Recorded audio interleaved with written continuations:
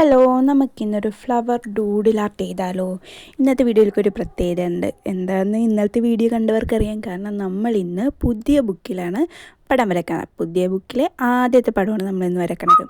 അപ്പോൾ ആദ്യം തന്നെ ഒരു ഫ്ലവറൊക്കെ ഇട്ട് സിമ്പിളായിട്ട് തുടങ്ങാമെന്ന് ഞാനും വിചാരിച്ച്.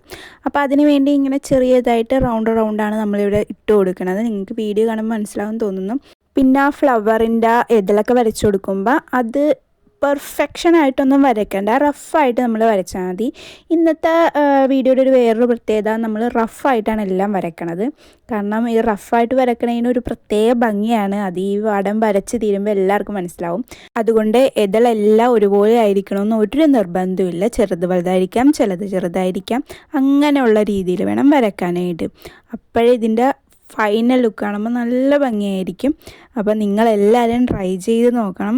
ട്രൈ ചെയ്തവരെ എനിക്ക് ഫോട്ടോ അയക്കാൻ പ്രത്യേകം ശ്രദ്ധിക്കണം. അപ്പോൾ ഇതാണ് ലാസ്റ്റ് ലുക്ക്. നിങ്ങൾക്ക് വേണമെങ്കിൽ ഇത് ഫുള്ളായിട്ട് വേണമെങ്കിലും വരയ്ക്കാം. അപ്പോൾ അത്രേ ഉള്ളൂ. By. Please like and subscribe.